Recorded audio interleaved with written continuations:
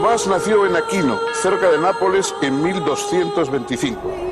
Teólogo y filósofo, su pensamiento tuvo a Dios como tema central. Sin embargo, valoró debidamente la experiencia sensible y el poder de la razón, mostrando en su filosofía una vigorosa tendencia hacia lo concreto. Su obra es uno de los momentos culminantes del pensamiento medieval, realizando la síntesis más acabada entre el aristotelismo y la doctrina cristiana.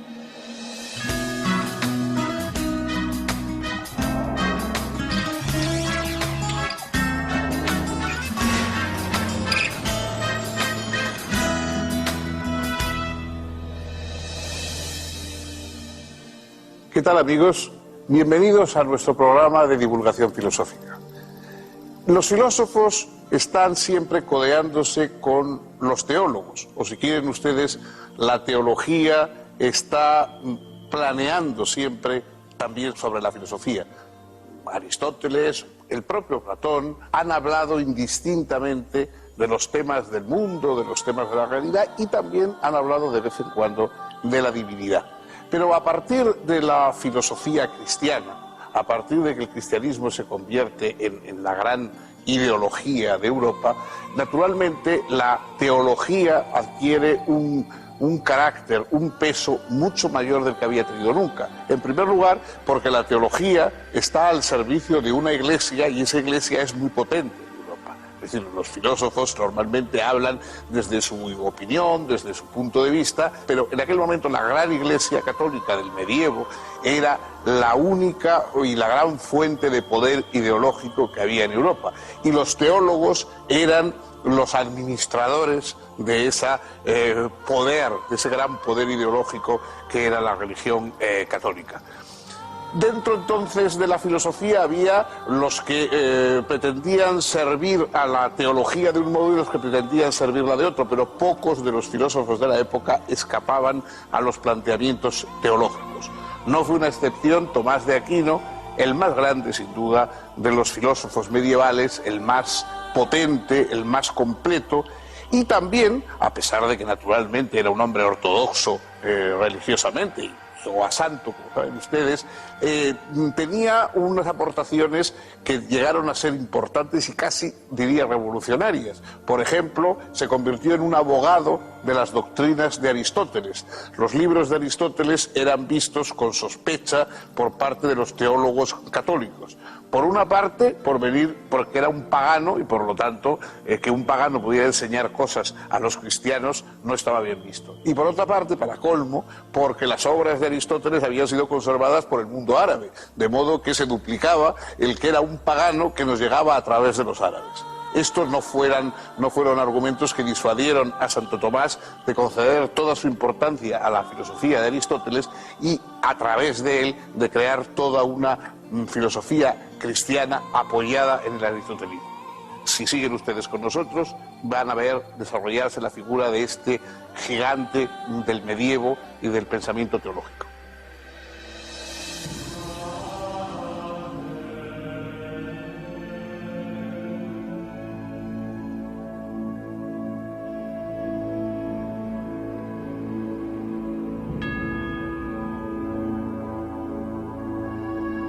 Los padres de Tomás pertenecían a la nobleza.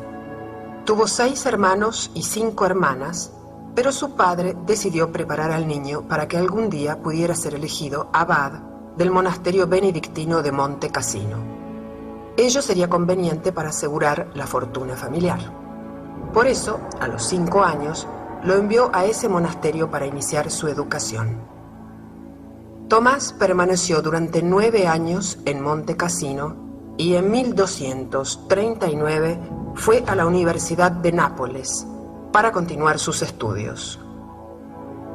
Profundizó sus conocimientos de filosofía y se relacionó con algunos religiosos de la Orden de Predicadores, fundada por Santo Domingo de Guzmán. Tomás decidió ingresar en ella, pese a comprender que su familia, que esperaba que hiciera carrera en la jerarquía eclesiástica, no podría estar de acuerdo con tal decisión. La orden dominicana, al igual que la franciscana, no daba a sus miembros más futuro que el de frailes mendicantes.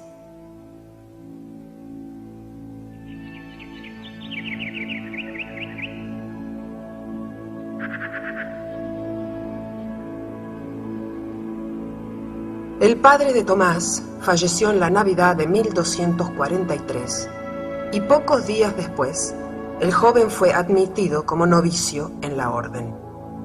Su madre, no dispuesta a permitir que su hijo renunciara a un futuro prestigioso para la familia, envió a sus hermanos a secuestrarlo y llevarlo a la fortaleza de Rocaseca en el reino de Sicilia, donde permaneció hasta fines de 1245.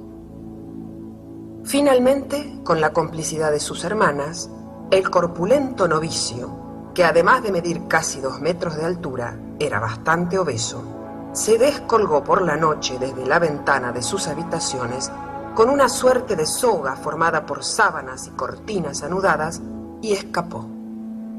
Frente a los muros de la fortaleza lo esperaba el director espiritual de los dominicos, Fray Juan de San Julián, con 2 caballos. Ambos huyeron de inmediato a Nápoles. Luego de completar su noviciado, Tomás fue enviado a Colonia para estudiar teología con el maestro Alberto Magno.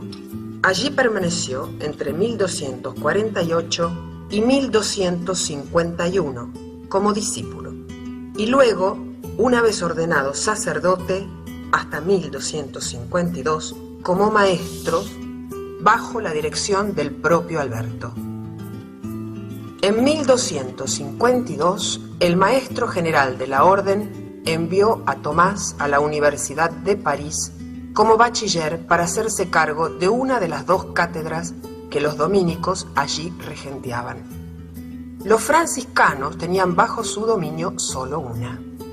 Entretanto, el resto de las cátedras eran impartidas por maestros seculares, quienes comenzaron a recelar a los religiosos, puesto que sus clases eran las más concurridas. Las tensiones desencadenaron choques violentos entre los estudiantes universitarios y medidas arbitrarias por parte del claustro contra los maestros religiosos. Los concurrentes a las clases de estos eran amenazados para que no asistiesen. Algunos alborotadores irrumpían en las cátedras para generar desorden. Se apedreaba a los maestros, que debían movilizarse con guardia armada, y se llegó a disparar flechas contra las ventanas de los conventos. El líder de los maestros seculares, Guillermo de Saint-Amour, hizo difundir un escrito en el que se responsabilizaba a los dominicos y franciscanos del malestar de la universidad. También les atribuyó, falsamente, un libelo injurioso contra el papado, que parece que escribió él mismo a ese efecto. Estas acusaciones fueron refutadas por los franciscanos Buenaventura y Tomás de York, y por el dominico Tomás de Aquino. En 1256, el Papa Alejandro IV puso orden en el conflicto e hizo desterrar a Guillermo de Saint-Amour. Asimismo, ordenó que el franciscano Buenaventura y el dominico Tomás de Aquino fueran admitidos en el claustro universitario. A pesar de la violencia de estos conflictos, Tomás encontró tiempo y tranquilidad espiritual para desplegar una actividad intelectual prodigiosa. Escribió y publicó comentarios bíblicos y filosóficos. Estudió y discutió diversos opúsculos de Boecio, así como las sentencias compiladas por Pedro Lombardo. Redactó numerosas cuestiones, entre ellas las del De Veritate, y terminó el primer libro de la Summa contra Gentiles.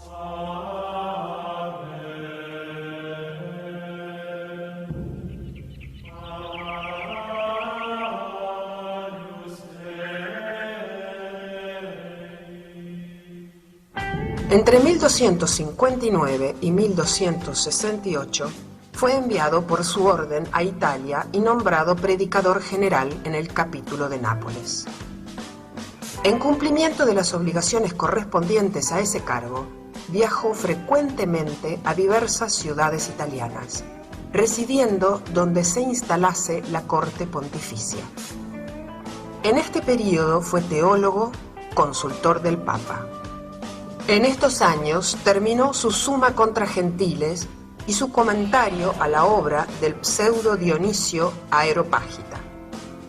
A pedido del Papa Urbano IV, redactó la glosa evangélica conocida como Catena Aurea y otros textos. También se ocupó de temas doctrinales, teológicos y filosóficos. Quizá fue este el período más prolífico de su vida. En 1267 comenzó a escribir una obra que pudiese servir de libro de texto para los estudiantes de teología. Era la Summa Teológica.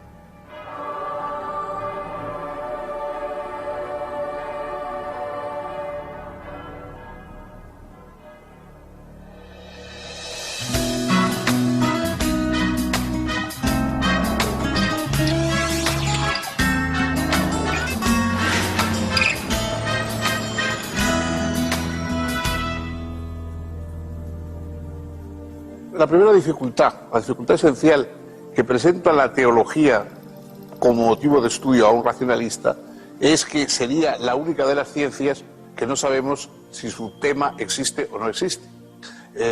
Naturalmente, para Santo Tomás de Aquino estaba fuera de toda duda la existencia de Dios, pero comprendía racionalmente que esta duda podía plantearse a alguien que no tuviera la fe.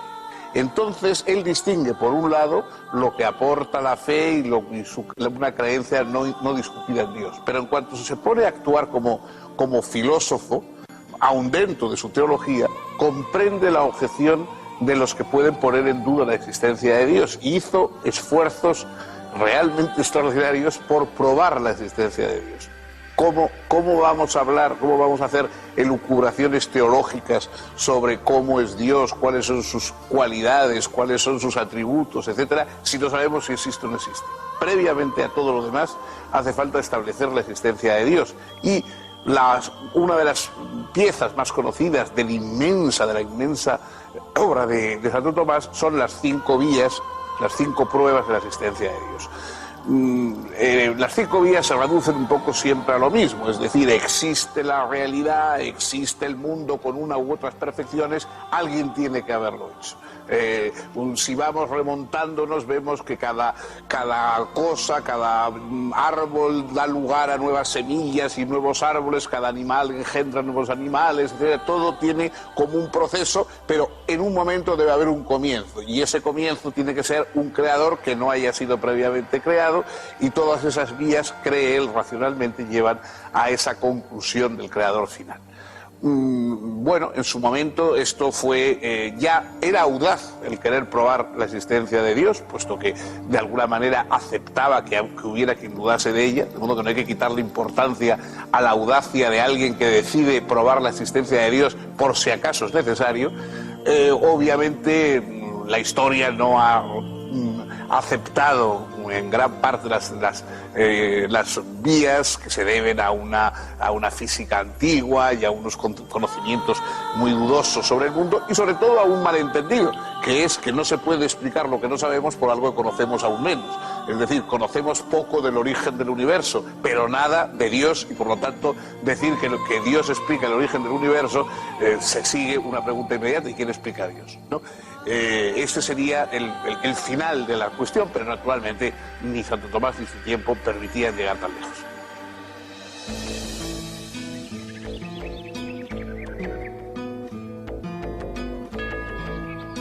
Numerosas sumas o compendios de teología habían sido elaboradas en los siglos XII y XIII por diferentes teólogos. Se trataba de explicaciones completas y ordenadas de los diferentes aspectos de la doctrina católica. Pero la de Tomás era profundamente innovadora. Otros habían centrado la teología en la obra de la redención, en la Iglesia como cuerpo místico de Cristo, o en las obras y señales de Dios. Pero Tomás entendía que la teología no se ocupaba propiamente más que de Dios mismo, y veía todo lo demás solo en cuanto manifestaciones de la divinidad.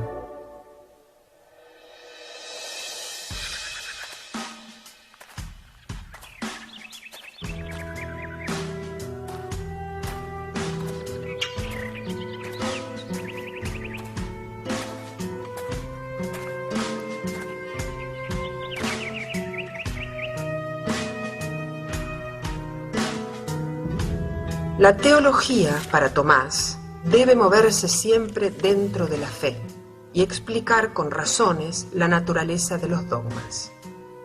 El elemento de autoridad es usado en su suma teológica con extrema sobriedad y solo recurriendo a las autoridades que el adversario admite o reconoce.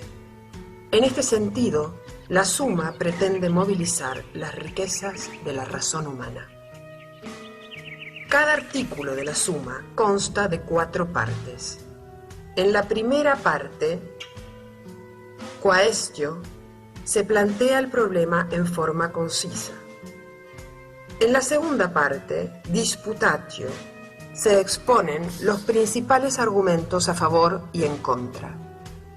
En la tercera parte, responsio, se presenta la solución razonada y justificada.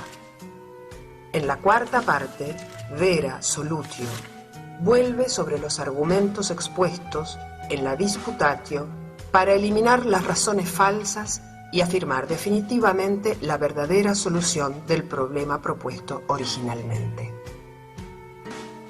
En 1269, el general de la Orden volvió a enviar a Tomás a París para que se hiciese cargo de la cátedra para extranjeros en la universidad. La situación era crítica, porque por un lado, los maestros seculares, ahora liderados por Gerardo de Abbeville, habían recrudecido nuevamente sus actitudes para con los frailes mendicantes, y por otro lado, los averroístas latinos, así llamados por derivar su conocimiento de Aristóteles a partir del comentarista musulmán Averroés, presentaban, de la mano de Siguer de Brabante, un aristotelismo demasiado radical y poco compatible con las doctrinas cristianas. La filosofía aristotélica había desaparecido del horizonte cultural europeo occidental durante varios siglos. Solo la lógica había sido conservada y cultivada. Al traducirse al latín durante el siglo XII la obra de Averroés y otros comentaristas musulmanes, los textos aristotélicos fueron recuperados, produciendo una profunda crisis en el ambiente escolástico.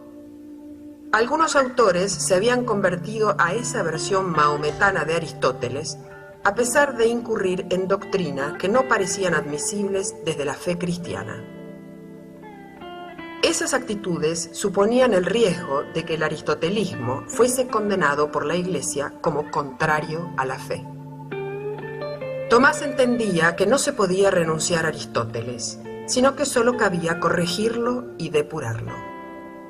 Por ello encargó a Guillermo de Moerbeke, dominico y helenista, que tradujera directamente del griego, lo más fielmente posible, los libros de Aristóteles.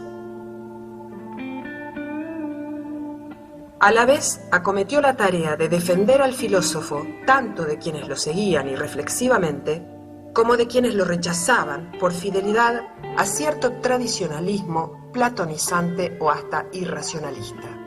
No era una tarea sencilla. La Santa Sede prohibió los libros aristotélicos hasta que fuesen corregidos.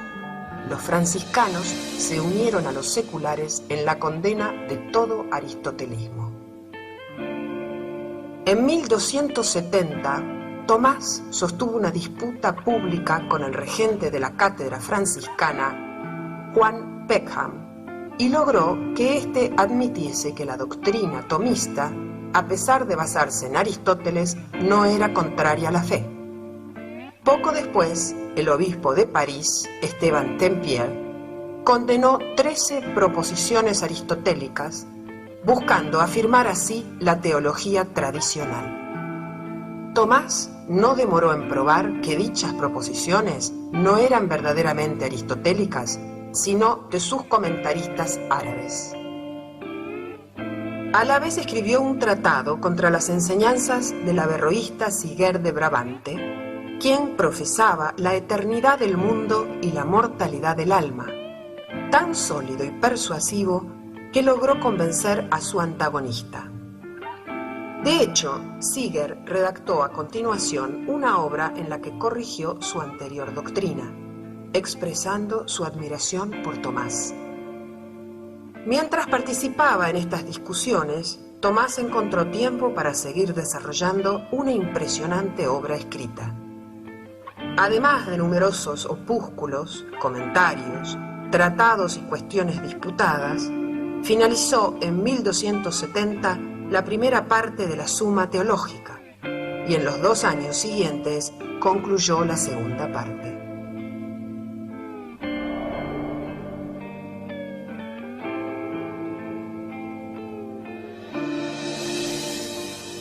Las aportaciones de Tomás de Aquino al campo teológico fueron inmensas, es decir, escribió muchísimo, polemizó con los teólogos de su época, polemizó con los teólogos musulmanes, con los teólogos árabes que también conocía, realizó un esfuerzo extraordinario por precisar y por definir algo tan complicado como los atributos divinos, por hacer comprensibles racionalmente ciertas dogmas del cristianismo, por ejemplo, la transubstanciación, la Eucaristía. Pues bueno, eso exige una reflexión sobre qué es la esencia y la existencia de cada uno de los seres y hasta remontarnos a Dios. Es decir, el esfuerzo de Santo Tomás fue por poner la razón al servicio de una fe.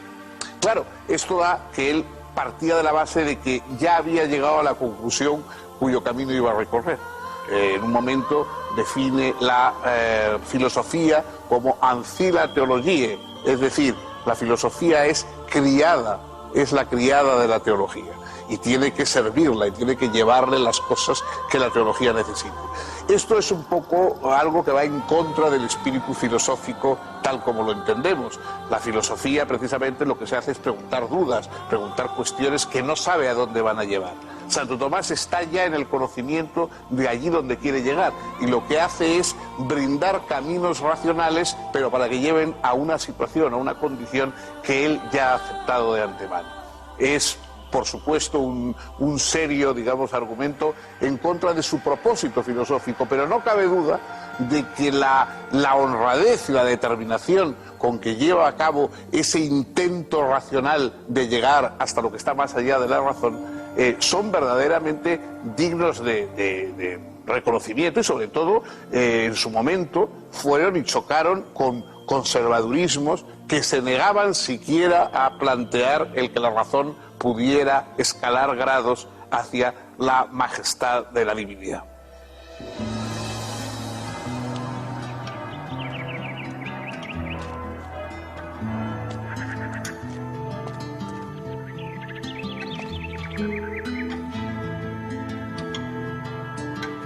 Entre 1272 y 1273 fue profesor en la Universidad de Nápoles. Comenzó a trabajar entonces en la tercera parte de la Suma Teológica, que se ocupa de Cristo. Expone la doctrina del Verbo encarnado y su misterio, como también la de los distintos sacramentos y la de la gloria divina. En marzo de 1273, durante la misa, sufrió un éxtasis profundo y prolongado. A pesar de ser sacudido por quienes lo acompañaban, no volvió en sí inmediatamente, y cuando lo hizo estuvo derramando su llanto por horas, aunque no dijo nada respecto de lo que había experimentado. En los meses siguientes trabajó sin descanso en su obra y dedicó largas horas a orar arrodillado frente a un crucifijo. Finalmente, el 6 de diciembre de ese mismo año, día de San Nicolás, luego de haber concluido la cuestión 90 de la tercera parte de la Suma Teológica, tuvo una nueva experiencia de arrobamiento, aún más profunda que la anterior. De inmediato archivó en un armario papel, plumas y tintero. No trabajó más en la Suma Teológica ni en ningún otro texto. Cuando sus colaboradores le pidieron que terminase el trabajo, pues era muy poco lo que faltaba, solo respondió que no podía. Finalmente dijo a su secretario, Fray Reginaldo de Piperno, que después de lo que había experimentado, le parecía innecesario todo cuanto había escrito a lo largo de su vida. De hecho, la Suma Teológica fue completada después de su muerte, haciéndose cargo Fray Reginaldo de la redacción de las últimas páginas, a partir de los borradores del propio Tomás. Al morir, Tomás dejó más de 130 obras, entre comentarios, sumas, opúsculos, cuestiones, conferencias y sermones. Más de 890 lecciones sobre libros de Aristóteles, más de 1650 lecciones sobre la Sagrada Escritura y alrededor de 3000 artículos sobre las secuencias. Su Suma contra Gentiles consta de 463 capítulos. La Suma Teológica tiene 512 cuestiones y un suplemento que comprenden 2652 artículos en los que aparecen expuestos y resueltos más de 10.000 argumentos. En 1323, el Papa Juan XXIII procedió a la canonización de Tomás, afirmando que cada uno de los artículos de su Suma Teológica era ya un milagro.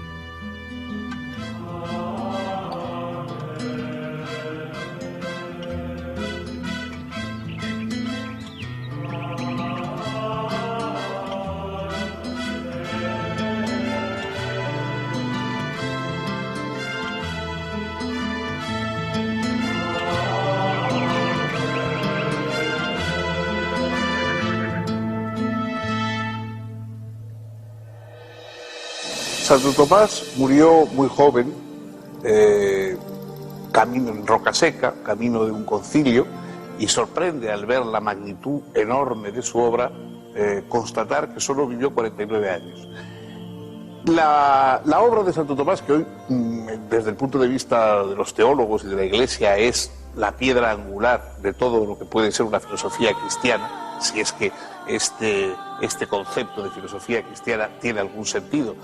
Recuerdo a este propósito la broma de Borges, que decía que esto era como hablar de equitación protestante, ¿no? Bueno, pero en fin, si tiene algún sentido hablar de filosofía cristiana, hoy, naturalmente, la piedra angular es Tomás de Aquino.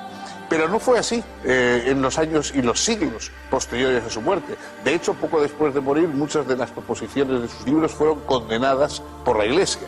Y tardó mucho tiempo en llegar a convertirse en el gran patriarca del pensamiento cristiano que hoy es. Prácticamente hasta el siglo XIX fue León X el que ya lo ensalza como el más grande de los teólogos, el más grande de los filósofos cristianos, y hasta ese momento prácticamente no había tenido reconocimiento, de modo que el auge y la predominancia de Santo Tomás es una cosa del siglo XIX y del siglo XX.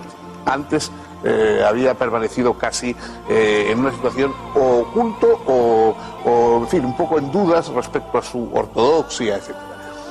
Que Santo Tomás de Aquino fue una potencia intelectual extraordinaria, eso no cabe ninguna duda. Que fuera un filósofo en el sentido de perplejidad, de asombro, etcétera, que nosotros entendemos, eso ya es más dudoso, puesto que partía del hecho de la fe, y parece que partir de la fe es exactamente lo contrario del propósito de la filosofía. Pero no cabe duda de que su fuerza de razonante, la claridad con la que distinguía los diversos aspectos de las cosas, que cada vez que toma un asunto hace unos distingos, a veces un poco mecánicos, pero siempre pertinentes y que evidentemente se convierten en útiles y herramientas muy positivas, digamos, cuando uno quiere pensar por sí mismo sobre esos temas. Todo eso hace que su figura, que hoy a quienes no somos de alguna manera de creencias cristianas nos puede resultar un poco lejana, nunca pueda dejar de ser considerada como lo que es, como uno de los grandes gigantes del pensamiento occidental, más bien en el campo de la teología que en el de la filosofía. Hemos llegado con esto al final de nuestro programa. Síganos, por favor, continuaremos el próximo día, otro pensador, otro mundo de problemas y otro mundo de perspectivas filosóficas.